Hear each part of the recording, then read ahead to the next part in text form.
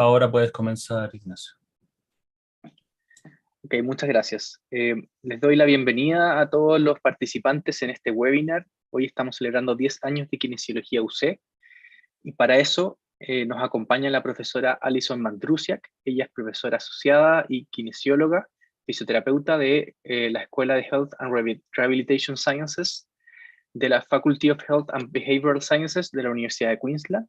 Ella nos va a hablar sobre Physiotherapy desde la inspiración a la innovación. Tiene bastante experiencia tanto en innovación como investigación en educación en kinesiología y ciencias de la salud, por lo que estamos muy contentos de poder compartir con ella hoy nuestro hito, ¿cierto?, de cumplir 10 años como carrera de kinesiología UC. Allison, we're very grateful to have you here sharing with us our milestone of 10 years of our physiotherapy curriculum degree. So now we're going to share and know about your experiences, and then ask you some questions from the audience that is here and also in the YouTube channel. So for everyone who has questions, you can put it in the chat or if you want to do direct questions after the presentation, you can do it with your hands after the presentation of Allison. So Allison, you can share screen now and you can start. Thank you. Wonderful. Thank you, Ignacio, for the very kind introduction. And good evening, everyone, to you in Chile, and good morning from me here in Brisbane, in Queensland, Australia. So it's such a pleasure to be invited to present to you. And I must admit, it's such a luxury when Harvey invited me and mentioned that I'm welcome to speak on any of the topic about physiotherapy teaching and learning that aligns with my interest and expertise. So for me, this was such an exciting opportunity to be able to share some of the things that are more recently particular areas of my interest. And I'm hopeful that you'll also draw some inspiration and from the innovations that you find in this presentation, and no doubt have your own innovations that we can share as we're discussing at the end of the presentation. So firstly, very big congratulations to you and your faculty on this exciting milestone. 10 years is a wonderful achievement, and no doubt you have, based on these many learnings throughout the previous decade, that you've drawn on some of your own inspirations and discovered many innovations, as I mentioned, that we'll be able to share together. Speaking of milestones, at the University of Queensland, we in 2018 celebrated our 80 years of teaching and learning in physiotherapy. So this will be our 84th year. So likewise, we have a number of very inspiring people and practices that have helped to shape my own practices that I will share with you throughout this presentation. So we have about 40 minutes together for me to walk through this topic of looking at from inspiration to innovation. So just a little bit about me, and as I mentioned, I'm from the University of Queensland and I'm a physiotherapist. My particular interests are in simulation, and my core area is cardiorespiratory physiotherapy. So I will draw on both of these two key aspects, being cardiophysio and simulation. However, even if these are areas that are not aligned with your distinct core practice or interests, again, I'm hopeful that there's something that you can draw the inspiration from and think of your own innovations and potentially some future innovations. So how did I become so interested in the simulation field? Well, I think that my interest started at a very early age where I appeared in a very small role in a medical drama TV show, very tiny role. But I remember being in awe at how the production crew were able to convert a backlot office building in the middle of our city into a full hospital. The staff were all trained in their roles and the patients were trained to portray authentic, believable patients who had the particular surgeries or illnesses. And the actual environment went from being a standard space into a full hospital setting. And I think that that very early rudimentary experience and the amazement that I had for the wonders of simulation, or what I've now realised was simulation, have really helped to shape my practices. So you can see here in my own simulation ward at the University of Queensland, the conversion of what was an empty backlot space in our building that was not used. And I petitioned for funding to be able to convert that into our simulation hospital. And then, of course, the bodily fluids that I was so amazed at as a child on this TV show, that I've then been able to include things like the urinary catheter and wound drains with different food colouring for students to become more comfortable with these otherwise quite confronting areas of acute cardiorespiratory physiotherapy. And then, of course, having some fun in concocting the perfect phlegm recipe that you can see here on the screen, and just being able to transform students' experiences and confidence through being engaged in these very believable, authentic settings. So that's just a little bit about setting the scene for where I've drawn inspiration from, and then some of the needs that I've seen throughout my practice to be able to then help shape the innovations that I've moved forward with. So going back to the title then, a couple of the key topics that I thought that may be of interest to you, and the ones that when Javi said speak to any of this realm of physio teaching and learning, I thought one of the key things, particularly during the COVID pandemic, has been our very abrupt shift to remote teaching and learning.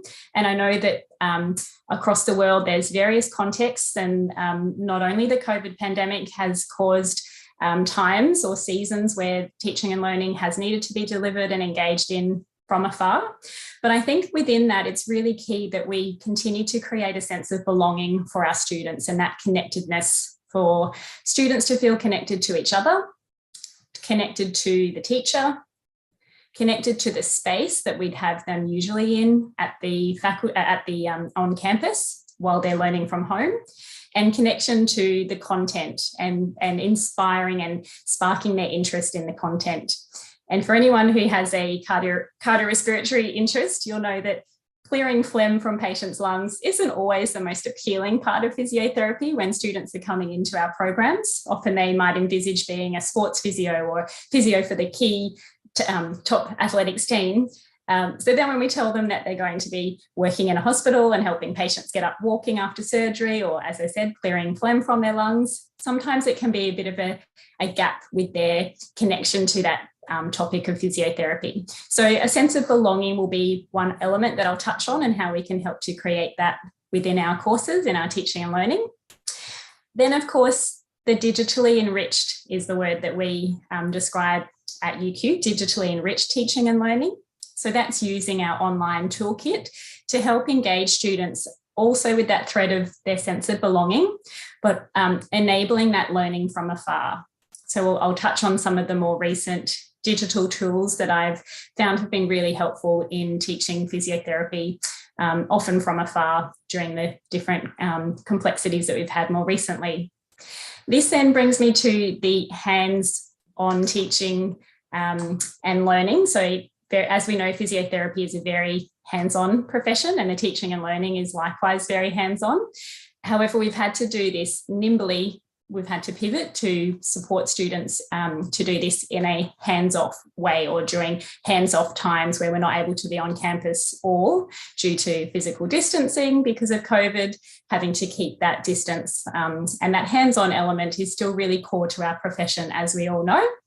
So how have we managed to sustain that ability to connect hands to bodies, or to simulated bodies, which is what will then take me into a larger part of this presentation, which will be some of the innovations that I've discovered and developed for being able to encourage at-home simulation practice. So that's doing with the simulations that would ordinarily be on campus in our simulation ward, how we can transfer those into the home setting so that students can continue to engage when they're not able to be on campus. So I hope that those four main topic areas are of interest. And as I mentioned, if not of exact alignment with your core discipline, there's still some threads that you're able to take from these to inspire you and your innovations. So I mentioned about the sense of belonging and how we can ensure that we're continuing to create this either when students are on campus or during times when we're needing to connect to students from afar. I found through the literature, it's well known that students' sense of belonging is key to their educational success. So this is an area that requires urgent attention, particularly when we know that there can be barriers to that ability to feel that they belong, whether it's geographical, so physical distancing, or even areas of a course like cardio-physio that might be a bit foreign and confronting to students. So we'll touch on some elements to help spark that sense of belonging within physiotherapy. I've also, and you'll be aware, that students' wellbeing, and that can be tied up with that sense of belonging, can be really critical in their success and their progression through their studies, but that we as teachers or lecturers have a really key role in developing or in supporting students' wellbeing. And that's under this umbrella of their sense of belonging as well. So just as setting the scene then for some of the strategies that I found helpful, as I mentioned, my area is cardiorespiratory physio. So I found a fun way of referring to students and staff in my course, and we call a course, might be a subject or a unit in your context. But in my context, it's my cardiorespiratory course. And within this, I welcome the students to being part of our cardio crew. Right from the outset, students and staff become, and we actually call each other the cardio crew. So it's a simple way for students to feel that they're right from day one being welcomed into and inducted in a way, included, and a sense of belonging into the cardio crew.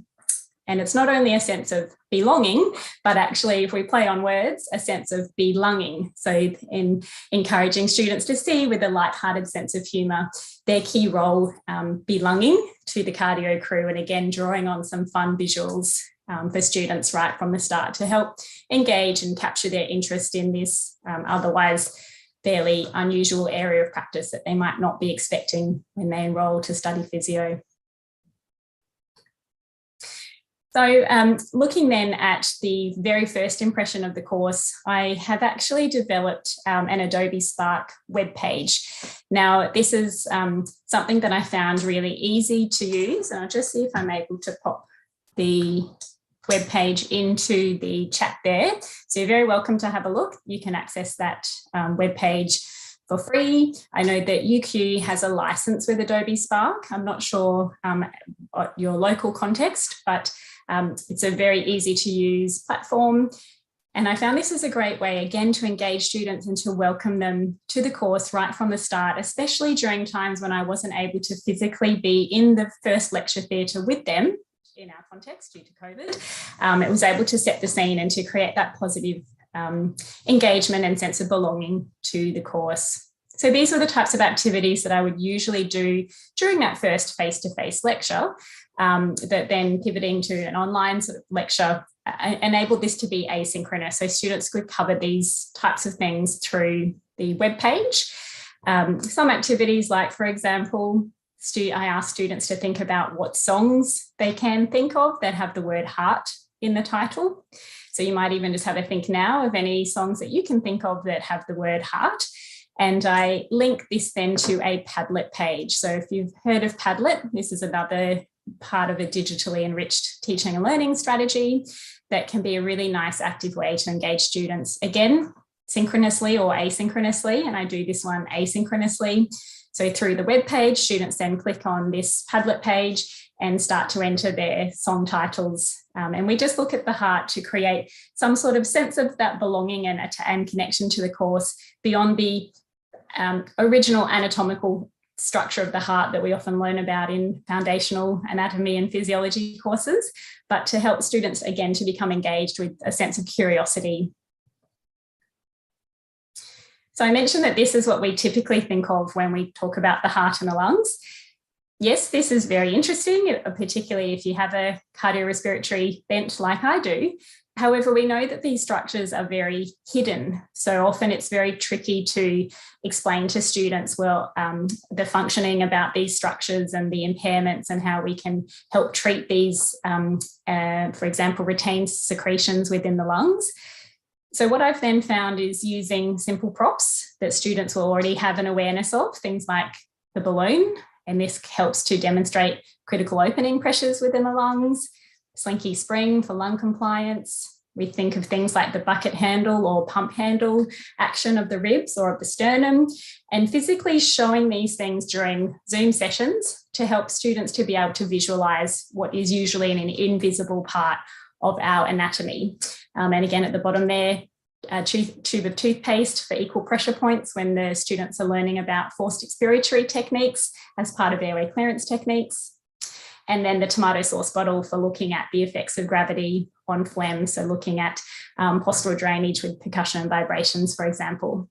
So this is a way that, again, I found students really helpful to help engage with the content and that sense of connection to the course, particularly key when these lectures are then remote, so recorded or Zoom lectures versus being face-to-face in the lecture theatre. And it really helps to create that, spark that interest and connection to the topic. Simple things like using Zoom, here we are now, using a poll at the start of any online tutorials, seminars, or live streamed lectures. A poll at the start just to say to students, how are you feeling today, with some options from fantastic down to pretty poor or tired or some other descriptions, just to get a sense of where their cohort is at that time. And that can also be captured about their awareness of the content from that week. So a simple statement like, I feel on top of the content, or I'm feeling that I'm still chasing my tail and catching up. So just some options just to get a sense of where students are heading into that class.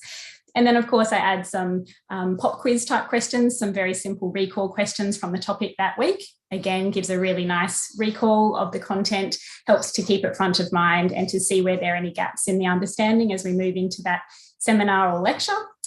And then some fun ones like, if you had a superpower, what would it be? Invisibility, ability to fly, mind reading, X-ray vision, whatever, or what's your favorite animal, or some of those things like ice cream flavors, etc. Helps to mean that it's an even playing field for students and there's no right or wrong answer, and it's just a sense of fun and a sense of connecting to the topic and to the session.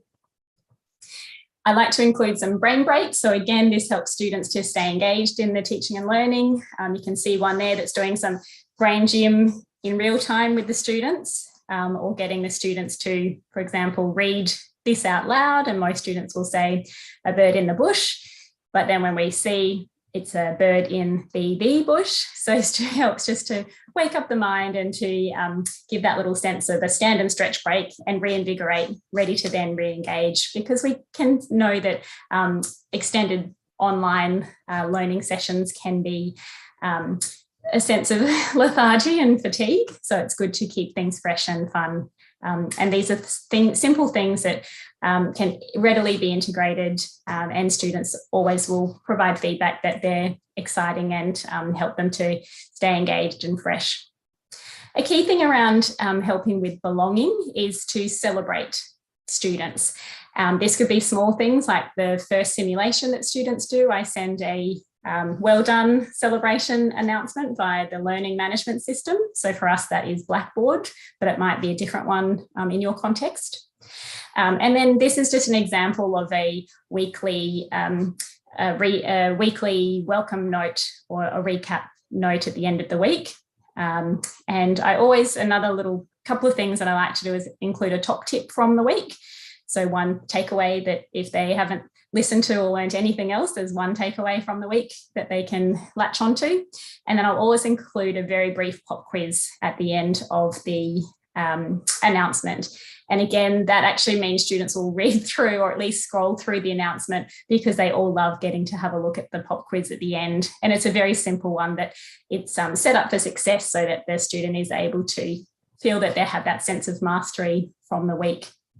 So just a couple of things there that are, again, easy to integrate to help with students to create that sense of belonging to the course. Again, celebrating when they've submitted an assignment or when there's holidays coming up, just a nice visual and helping, again, my sense of them students connecting with me as a teacher and me with them. So that was setting the scene around the sense of belonging. I then mentioned around the digitally enriched teaching and learning. So what I will do here is mention some of the tools that I found useful, and you're welcome to then, we can talk through any of these specifically at the end, or you can have a look at these separately and have an investigation of what might be useful for your context.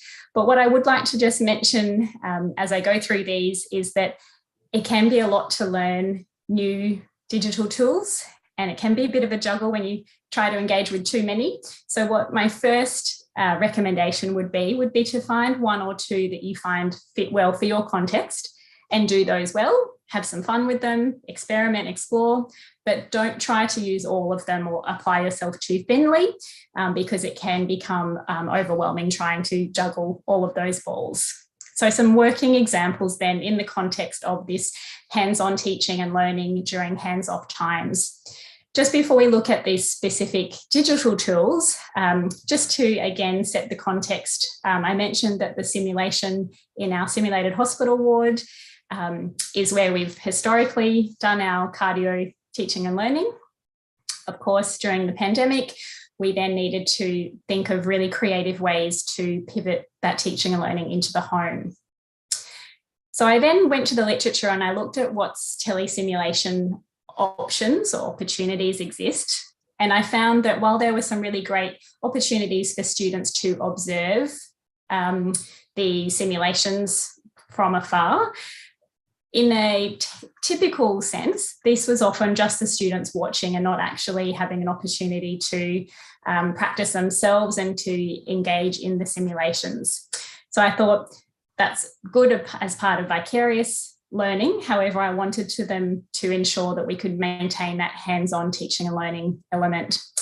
So I then had a look at what types of simulations could be done in the home. And I was really heartened to find that we don't always need very costly simulation mannequins or simulation spaces, whilst they certainly form a purpose and they're very critical for parts of training. There are the earlier parts of training that we can supplement with some lower cost simulation strategies. And I'll just go back to that slide. And when placed in the appropriate time of a student's learning, this can have excellent outcomes. So this got me thinking that surely there's some things around the home that we're able to help create or recreate these simulations for students to be able to continue to engage in the simulations from afar. So I looked at some very early literature, and some things that I loved was the creation of, in this instance, an epidural trainer. And this was using some very basic things from around the home or things that could be readily accessed. So things like a banana, a piece of bread, some plastic. So I started to think, getting some inspiration here to be innovative. I then looked more locally to me in Australia. There was some different practices across universities of people being creative. And this is one example of one university with nursing and medicine using bananas and chicken legs for students to practice cannulation and suturing. So I then thought, right, I reckon it's worth a shot trying to create a patient for students to practice at home. I know that there's been some great innovations locally from some superstars who are here with us today as part of this presentation. So here's an example that I came up with, though, that suited my purpose. So I walked around my own home and I thought, right, if there was a student in isolation or quarantine at home who wasn't able to access anything from outside the home, so they weren't able to get to a store or stores were closed or there was lockdowns, etc., what could we have already around the home? So I thought, a pillow, a shirt, plus or minus a wire coat hanger, and you'll see what that comes to next. And then, so these were for the thorax, and then for the lower limbs, basically some pants, towels, and some socks. So we'll look at what each of those help to build our patient.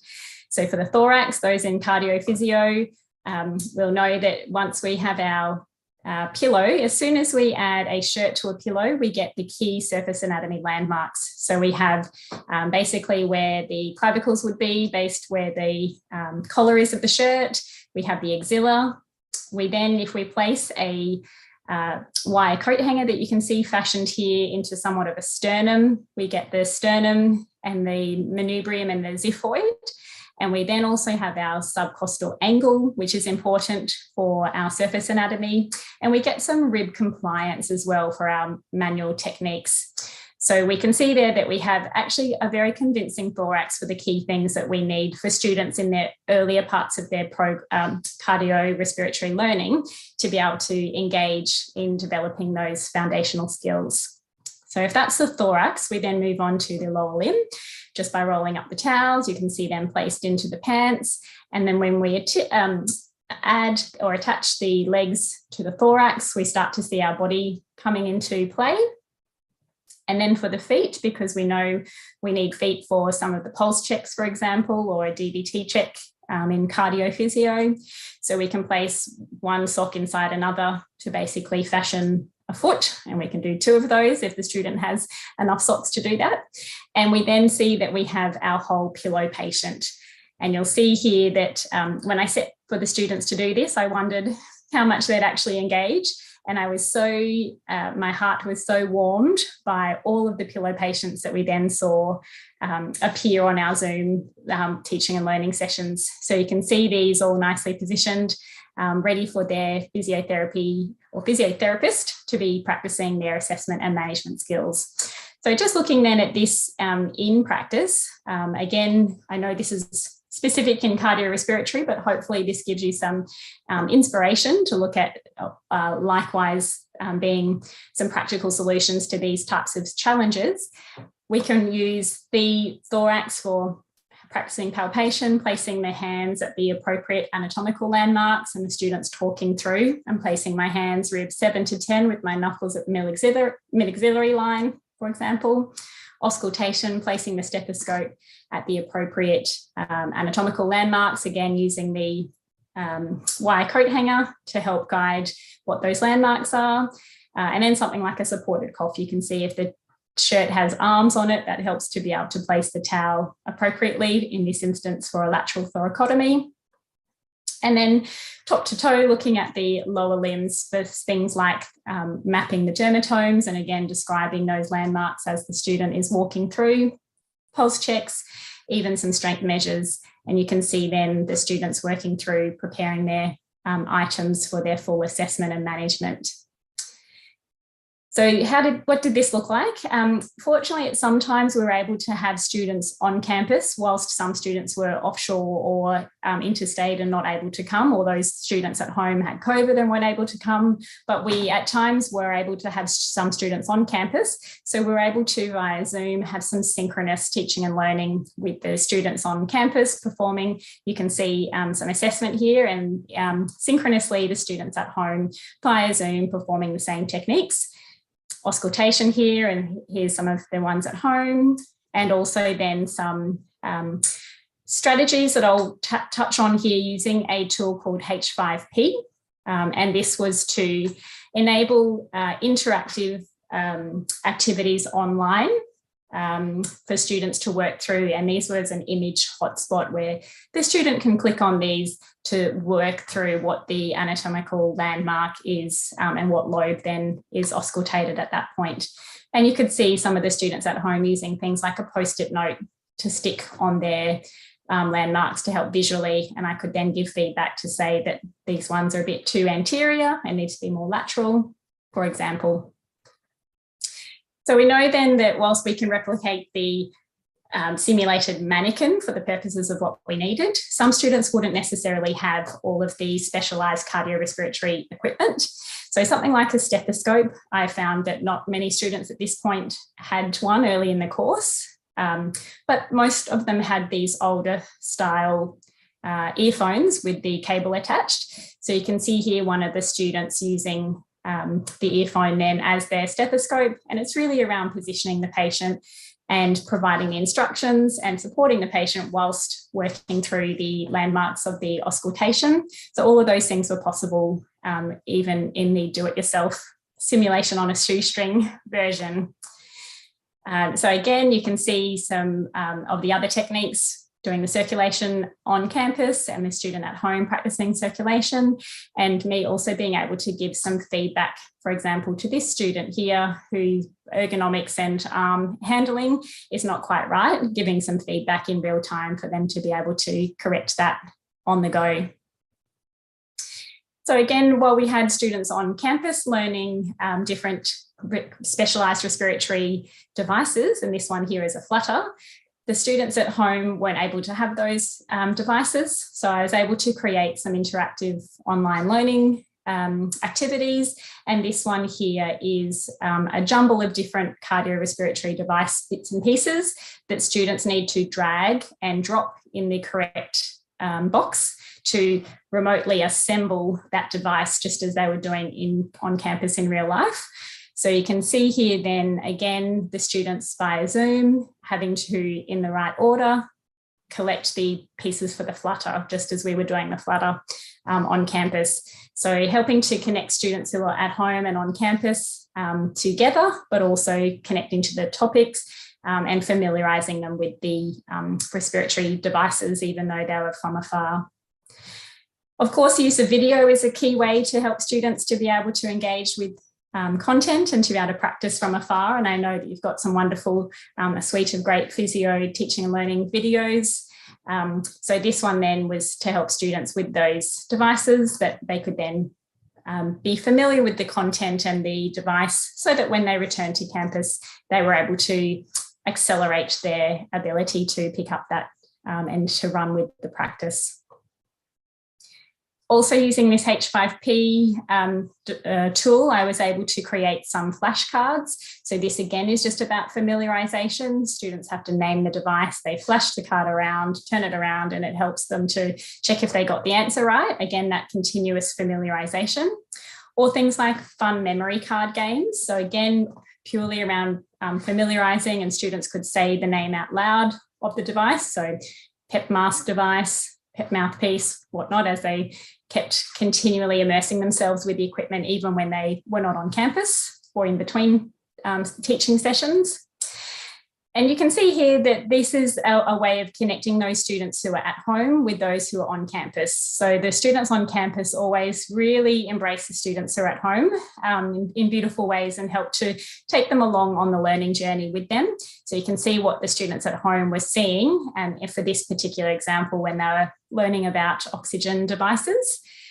And I would supplement this then with the H5P, for example, the flashcards again, nasal prongs. These are just some examples, or taking a step up rather than just identifying and saying the word, having to actually write in the appropriate word with the right spelling, or some short answer question related to the device. And then taking that up again another step, a true-false question with a bit more detail about the nasal prongs. So just continuing to engage students with the content, whether or not they're on campus. I found that helping students to connect to the space, a key way to do this would be to video the space that we were in that week. So you can see here I'm welcoming the students that week to the simulation ward. And I also created, using this H5P, some virtual tours of the space, and students could click on these hotspots here to learn some things about the space, even if they weren't able to be there in person. And I could also set up different things like an ICU or some other things for the students to engage with the space and to connect with.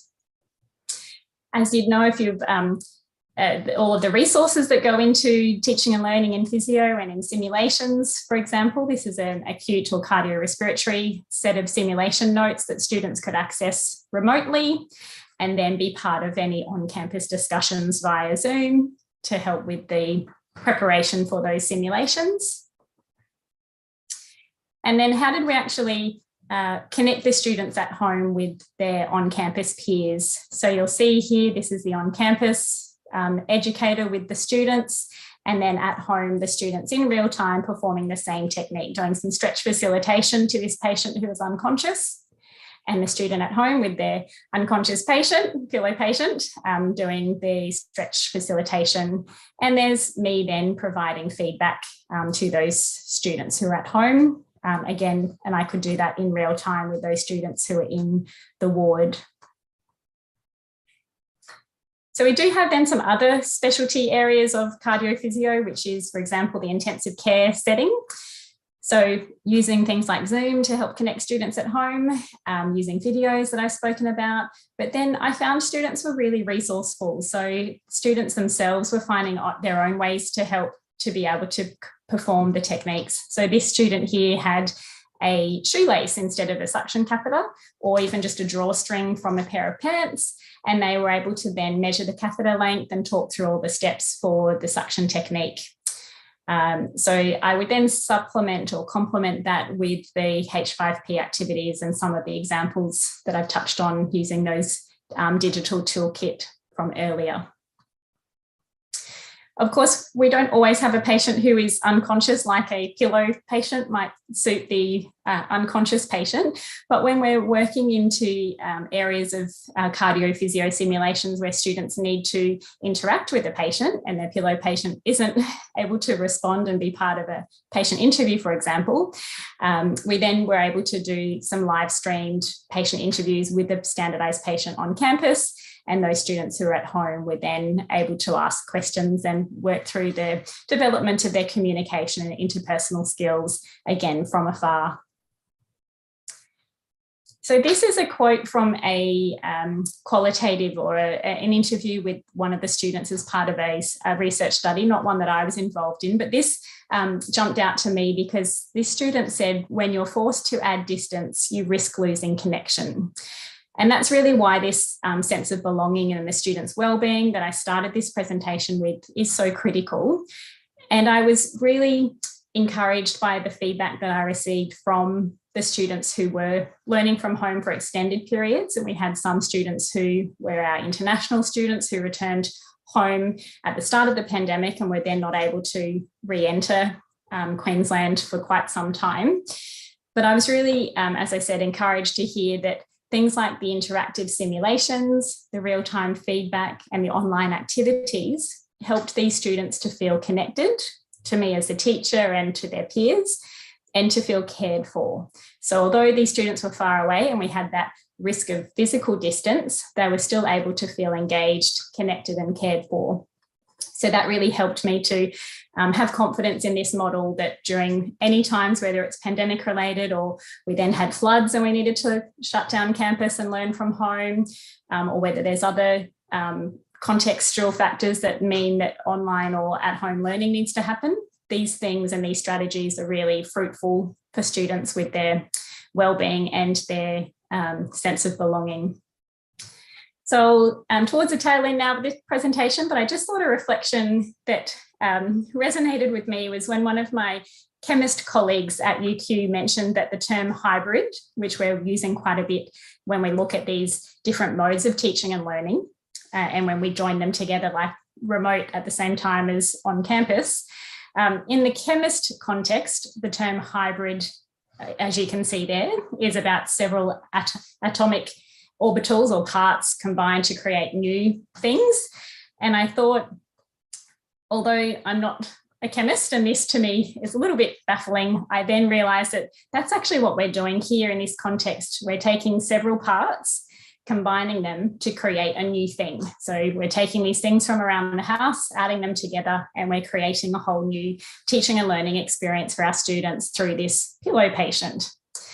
So although we're looking at hybrid as somewhat of a necessity really is the mother of invention, so we're using that for the context of having to pivot to these times of online teaching and learning, I would like to reinforce that this is as a stepping stone then for students to ultimately return to campus to demonstrate their skills and continue to bolster their skills in person and for us to assess them in person on campus. But that really does help with that creation of the start and that ability to nurture and sustain the start of their learning journey if they need to have any of those times off campus for whatever reason. So the hybrid teaching and learning is something that I think we're looking at moving forward. Elements of it will be here to stay, even if we are able to have times of continued on-campus teaching and learning. we really have these discoveries of these online skills and techniques, so we're able to continue to foster and really round out the teaching and learning experience when students are outside of our own classrooms. I've included here a couple of resources that we can link to for you to access, and you can see here that we've got some of your wonderful colleagues who I've met through the Universitas 21, who do have we've done some research in the area of online teaching and learning, just some tips and tricks for helping to engage students in that online teaching and learning of clinical skills. And also the, excuse me, the teaching and learning, I've just put there some 5 of the steps to help with particularly hands-on clinical skills remotely using video-based teaching and learning support. And you can see there, this was a amalgamation of 3 universities and supported through funds of the Universitas 21. So thank you, Javi, for your collaboration on these projects and development of these resources. And of course, happy to share those with attendees. And just acknowledgement then of a couple of papers then that have come out and one that is in press. And again, we've got Javi as a co-author on this one that will be out. So keep an eye out for the FOPE, or Focus on Health Profession Education journal. That will be, has a great qualitative exploration of the support needs of health professional educators in this specific area of clinical skills, teaching and learning online. So really just to summarise then in the final couple of minutes is we've done a somewhat of a whip around of the key areas that I've found of real interest in the last couple of years, particularly sparked by the challenges we faced during the global pandemic. So that is helping to ensure that we create and continue to foster the students' sense of belonging to each other if they're from afar, to the teachers, to the content, to the teaching spaces. They were able to discerningly use digitally enriched teaching and learning and a range of digital tools to engage students, but that we do that in a measured way so that we're able to do it in a way that is helpful rather than a way that's overwhelming for us or for the students. And that these things are then creating our hands-on teaching and learning opportunities even during hands-off times. And a working example of that was the at-home simulations that I provided a snapshot sneak peek into. So I then will finish here with what I do when I finish my Zoom classes, which is to thank everyone. And in the context of students, that's to thank students for their time and for their engagement, and to say how much I look forward to the next topic, or as I'm doing a recap of this one. But I will say thank you so much. And if there are any questions, I welcome those now. So I will stop sharing my screen and I'll hand back to Ignacio. Thank you very much, Allison, for your inspiring lecture and for joining us for our celebration with your innovations and experiences. A very, very interesting lecture and words. So we have, we're going to ask the other teachers to put back their video screens so we can see each other. And we have some questions. I have some questions, and also las personas que quieran preguntar pueden hacerlo por español o inglés durante el chat, o también pueden levantar su mano si es que quieren hacer alguna pregunta con toda confianza. So I'm going to start with the question with Felipe Damiani. He's a teacher here. Maybe if you can introduce yourself, Felipe. Hello, Allison. Nice to meet you. Thank you for this nice and great presentation.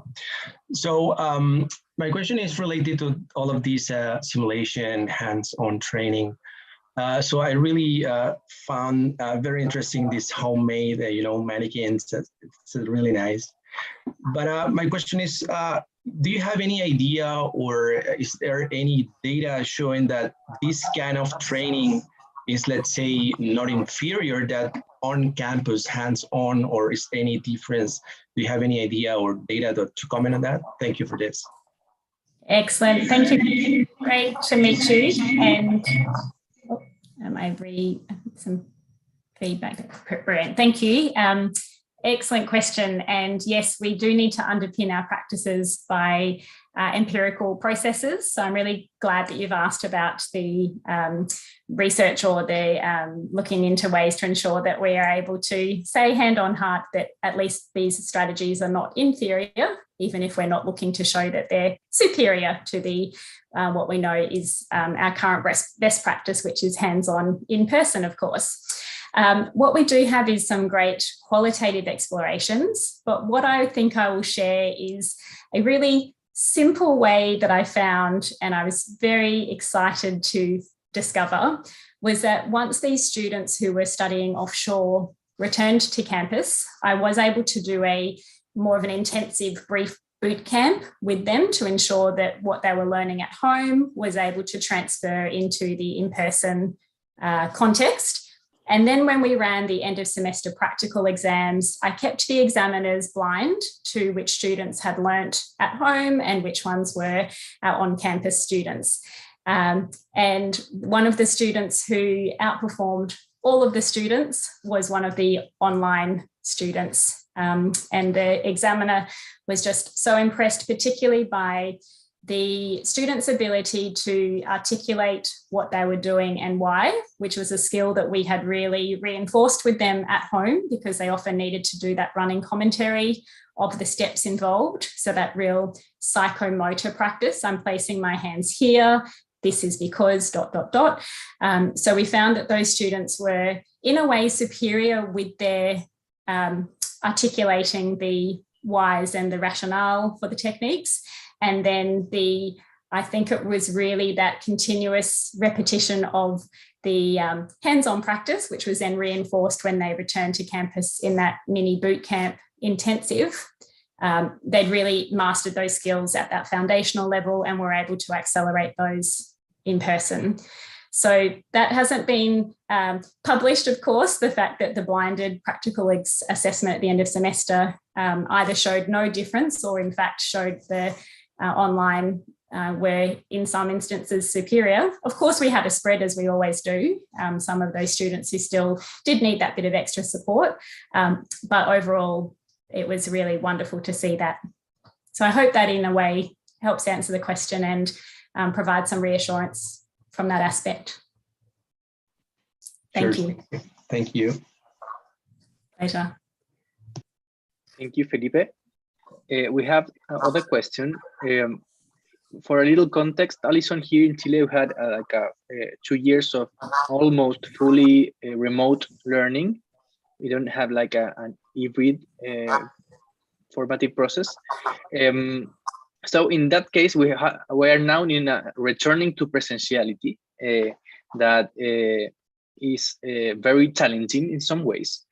In that context, how do you confront the innovations made during the emergency remote learning with the inertia of returning everything of the way it was before, and being able to learn from the remote learning process in order to improve the return to presentiality? Yes, very future-focused question, which is really important. I was very mindful at the time of creating these online teaching and learning strategies, whether they were using the H5P tools or the web page or even the pillow patient, that I did need to future-proof those and to ensure that I could integrate them within the curriculum so that they could stand as support for teaching and learning even once we returned to campus. So looking at that return on investment, all of those pop quizzes or visual flashcards or any of those sort of fun engagement things still maintain as part of the curriculum, even though students are back on campus. And what I found was when we had the times of lockdown, but then we also had times where some students were on campus and some were at home, the on-campus students were working and accessing those online tools that I thought were really designed for the at-home students. The on-campus students were using those, but in a slightly different way. They were using them before practicals to help get a sense of what devices they will be using. And then they were using after the practicals to help reinforce or revisit in between times. So whilst it wasn't instead of the hands-on, it was as well as, which is then what I found moving forward is that students have really appreciated having the visual reminders of the devices through the flashcard activities, or having the pop quizzes at the end of the week. Even though they saw the techniques and the equipment on campus, they're able to revisit that. So I found that those things have all continued on. Likewise, the videos created are now an integral part of the curriculum. But I hear what you're saying about that inertia of returning to campus. There is a sense of recreating a culture of being back face to face. And I think that that's part of this sense of belonging, but in a different way. So we've done some great work in the sense of belonging in an online remote space and how we continue to engage students with each other and the content and with us. We then need to just recalibrate that and use some of those same fun approaches, lighthearted approaches when students return to campus to help them to settle back in, and even us as academics to help us to settle back in to feeling safe and comfortable and the excitement of being back on campus together. So that's really helpful for me to know that your context is that you're heading back into that return to campus. And I think that you'll find that mostly once that initial hesitation is softened, that people are really excited and enthused to be back. I did find that the stamina levels were not quite as high when people return to campus, because there's the bus trip and there's the having to remember to pack the lunch and to have the uniform ready and all of those things. That's a bit more potentially in a different way. The cognitive load is a little different to when we're learning at home. So I think just to reassure that the strategies that I developed have continued to be used even in a face-to-face context. So if there's any things that you've created during the online times, that they won't be lost, that if you can find ways to continue to use those, even for independent practice. Students I found are creating their pillow patient just to practice at home in between times, and then they're coming to class that week anyway. So there's still a place for all of the online innovations, and there's just an element of reculturating people to the return to campus in a safe, supported way. Great questions. Thank you, Allison. I have another question. What are your recommendations, or what do you think teachers' mindset should be in order to respond coherently to the educational challenges that will continue to come? And how do you take advantage of the innovations that you do in terms of the results, convert them into a research product like a paper or a publication or a Congress paper like you do? Oh, wonderful. I think the dissemination piece is so important, and we can all really learn from each other through this shared experience of a global pandemic or of having to do sustained online teaching and learning for various reasons. And I know that's only one example of teaching and learning innovation, but it's one that is, as I said, a shared experience. So I'll start with the dissemination part of the question. I agree that a lot of our initial work was done on the run in this rapid transition to online teaching and learning.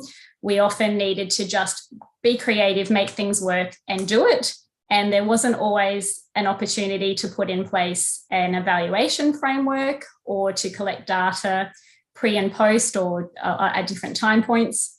So I think what we can do now is be intentional that if we've created an innovation, how can we, even if we've maybe missed that initial opportunity, how can we still capture some data around that, whether it's now students' reflections of or their recollections of their lived experience during that time. But I think we can be intentional now in evaluating these strategies. However, I think that there is a sense of acceptance that we all had the challenge of needing to be nimble and pivot very quickly and maybe not collect those data points at the times we traditionally would. And I found that journals are quite open to explaining the context of the research and really justifying that why the data was collected when it was, because of the constraints that presented at the time. So I think that there is somewhat of a universal appreciation for any work that's coming out of these particular challenges.